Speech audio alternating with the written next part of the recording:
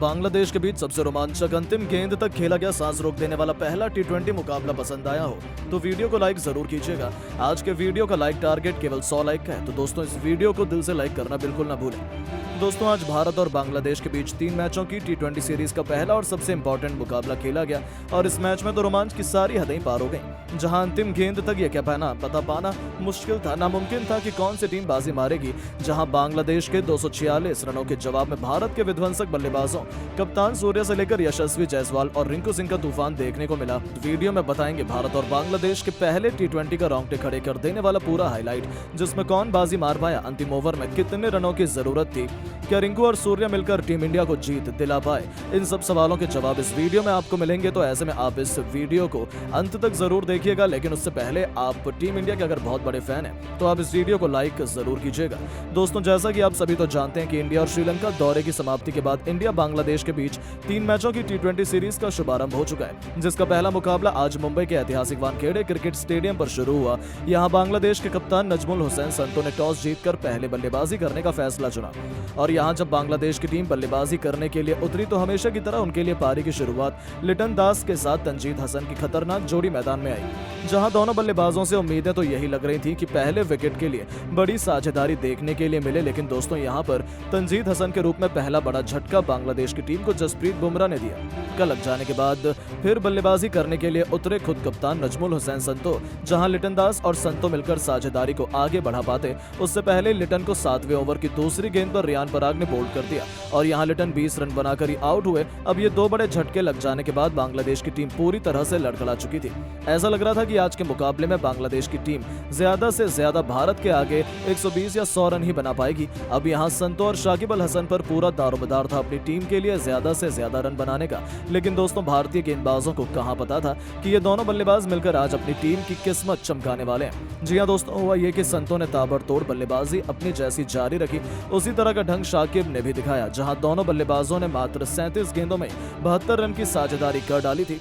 इस दौरान विकेट चटकाना काफी अहम हो चुका था, तभी कप्तान सूर्या ने फैसला किया कि वो गेंदबाजी पर अपने सबसे भरोसेमंद खिलाड़ी जसप्रीत बुमराह को लेकर आएंगे और 14वें ओवर की तीसरी गेंद पर बुमराह ने शाकिब के रूप में तीसरा बड़ा झटका बांग्लादेश की टीम को दिया, जो कि 43 रन बनाकर आउट हुए। और उनके आउट हो जाने के बाद फिर बल्लेबाजी के लिए उतरे महमदुल्लाह। वो कप्तान संतो के साथ मिलकर साझेदारी को आगे बढ़ाते हैं और अपनी टीम के स्कोर को 150 रन के पार ये दोनों बल्लेबाज लेकर पहुंचे। इस दौरान बांग्लादेश की टीम लगातार आगे बढ़ती चली जा रही थी और दूसरी तरफ संतो का बल्ला रुकने का नाम नहीं ले रहा था। उन्होंने मात्र 34 गेंदों में भारत के खिलाफ 74 रन ठोक डाले थे।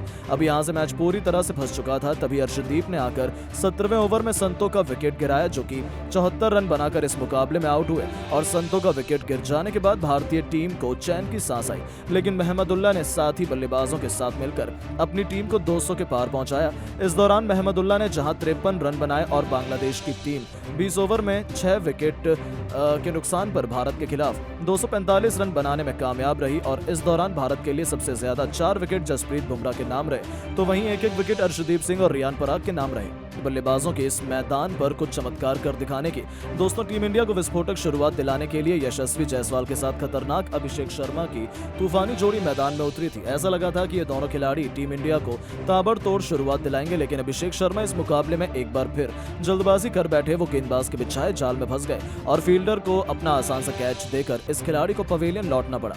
हालांकि उन्होंने शुरुआत तो शानदार की थी, लेकिन फिर भी वो इस मैच में केवल 9 रन बनाकर पवेलियन लौट गए। अब दोस्तों अभिषेक का विकेट गिर जाने के बाद भारतीय टीम काफी ज्यादा दबाव में आ चुकी थी। अब अभिषेक जब आउट हुए तो बल्लेबाजी के लिए उतरे खुद कप्तान सूर्या। जहां सूर्या और यशस्वी जायसवाल पर हर किसी की निगाहें थी कि ये दोनों बल्लेबाज दूसरे विकेट के लिए कितने रन जोड़ पाते हैं। इस दौरान सब कुछ सही चल रहा था। शाकिब अल हसन के ओवर में सूर्या ने एक के बाद एक लगातार 3 गेंद पर 3 खतरनाक छक्के लगाकर टीम इंडिया को तूफानी रफ्तार से आगे बढ़ाना शुरू कर दिया था। दूसरी तरफ यशस्वी जायसवाल का बल्ला दहाड़ रहा था। 6 ओवर में टीम इंडिया ने 68 रन बनाए, तो देखते ही देखते 8 ओवर में भारतीय पारी 90 रनों के पार खड़ी थी। इन दोनों खिलाड़ियों के बीच 100 रनों से अधिक की मजबूत पार्टनरशिप हो चुकी थी। दोनों तरफ से दोनों खिलाड़ी केवल चौके और छक्कों से ही बात कर रहे थे। इसी बीच कप्तान सूर्या ने अपनी तूफानी अर्धशतक केवल 30 गेंदों में ठोक दिया, जो टीम इंडिया की जीत के लिए बेहद महत्वपूर्ण माना जा रहा था। इन दोनों ने भारत को मैच में मजबूत स्थिति में लाकर खड़ा कर दिया था, लेकिन दोस्तों यशस्वी जायसवाल भी अपनी साझेदारी को ज्यादा देर तक आगे नहीं बढ़ा पाए और 49 रन बनाकर वो आउट हो गए। अब पूरी जिम्मेदारी भारत के 2 सबसे खतरनाक टी20 बल्लेबाज रिंकू सिंह और सूर्य कुमार यादव के मजबूत कंधों पर आ चुकी थी मैच जिताने की, क्योंकि उनके अलावा कोई और बल्लेबाज भारतीय टीम को जिताने का दम रखता नहीं था। अब दोस्तों यहाँ टी20 के शूरवीर सिंह रिंकू सिंह ने भी आते ही अपने विस्फोटक अंदाज में एक तरफ से बांग्लादेशी गेंदबाजों को बेरहमी से कुटाई करनी शुरू कर दी।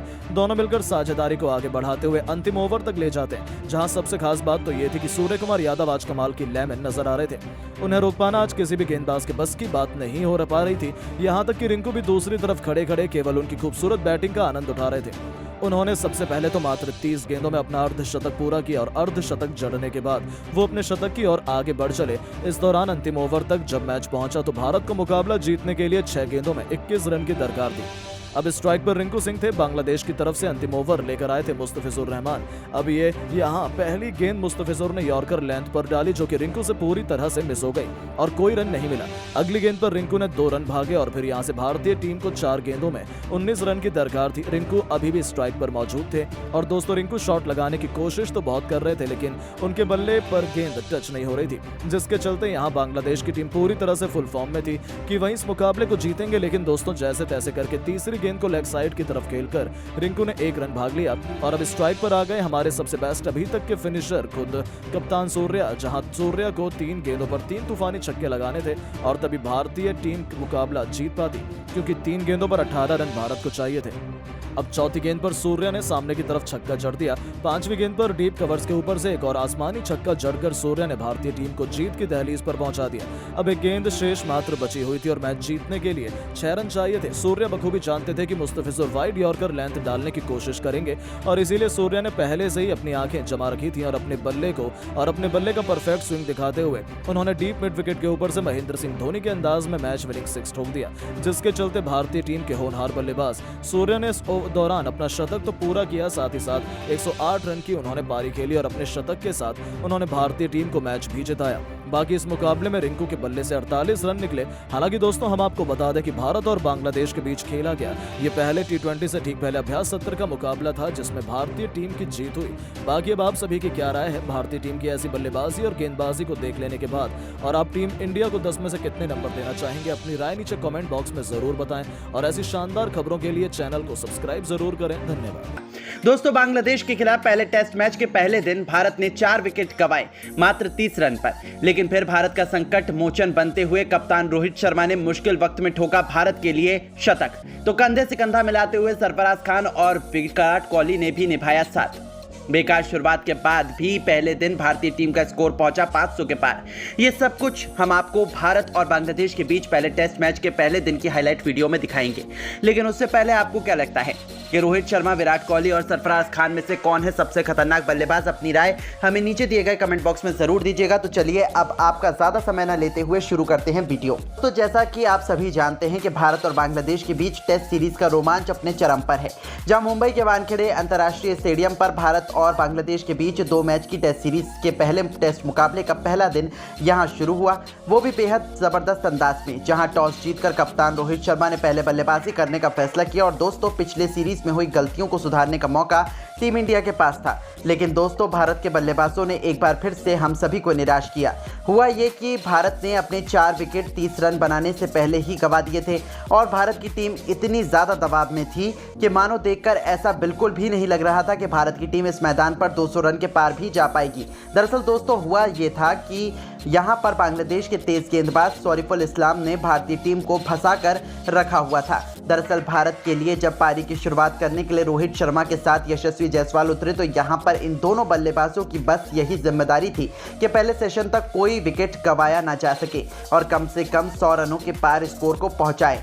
लेकिन दोस्तों यशस्वी जायसवाल, जिनका फॉर्म बेहद ही खराब चल रहा है, वो आज के मुकाबले में फिर से फंसते हुए नजर आए। दरअसल दोस्तों यशस्वी जायसवाल 7 रन पर खेल रहे थे और तभी इस्लाम ने आकर बीच मैदान पर यॉर्कर लेंथ गेंदबाजी करके यशस्वी जायसवाल का विकेट गिरा दिया। जी हां दोस्तों, गलत लाइन लेंथ को यशस्वी जायसवाल पढ़ बैठे और यहां यॉर्कर लेंथ को अगर आप आउटसाइड ऑफ की तरफ खेलने की कोशिश करेंगे तो विकेट गिरना तो तय ही था और यहां पर यशस्वी जायसवाल 7 रन बनाकर आउट हुए। अब दोस्तों यशस्वी जायसवाल के आउट हो जाने के बाद आज कप्तान रोहित शर्मा ने यह फैसला किया था कि वो पुरानी गलती नहीं करेंगे और तीसरे नंबर पर अब बल्लेबाजी कर। लेकिन दोस्तों शुभमन गिल को भी सौरीफुल इस्लाम ने इसी 9वें ओवर की चौथी गेंद पर फंसा लिया और यहां शुभमन गिल मात्र 1 रन बनाकर ही आउट हो गए। अब दोस्तों विकेट गिर जाने के बाद टीम इंडिया